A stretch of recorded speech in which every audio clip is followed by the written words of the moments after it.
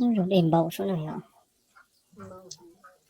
Rồi cháu đi lắc tay này nè, tụt cái nó nè, rồi cháu nó cũng đi chặn nó nè, cho cái sen nó cũng đèn nó nè, okay. Wow, đèn bầu cờ này nè, cháu giờ tụt cái là tụt tua này, xem nó kìa, nó cái nó cho từ đây hả?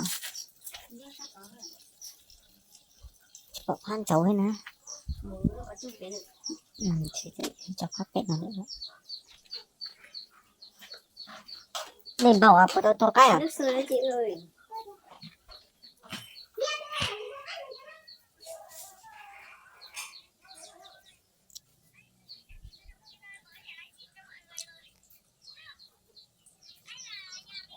Rồi nó cho khơi nó đó cả đều.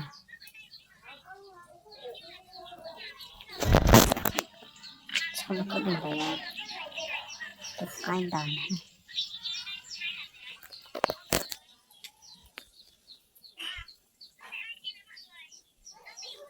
Nó chiều cái cho y tà kỳ nó này nó một câu này nó y tà kỳ nó là đấy thôi ta là nó khốn bao xưa chẳng được cũng cây đấy chứ không gì này Nó có đấy.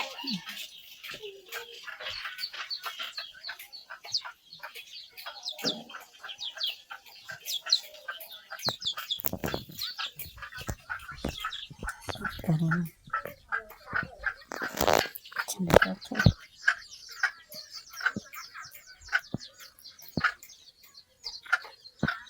được không này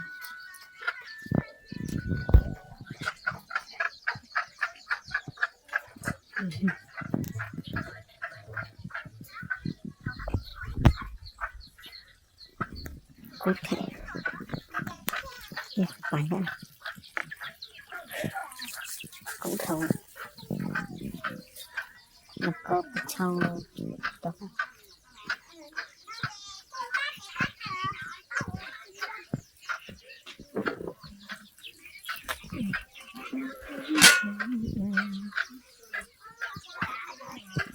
mình vào cùng mình chỉ nhảy lúc máy lượn số này chỉ có là sống đi cái đen chính sẽ chỉ có một tục cái và cái đó này lên mẫu thấu nữa này thì thay nó sẽ nhớ trong đấy cho khi sân sượt thế này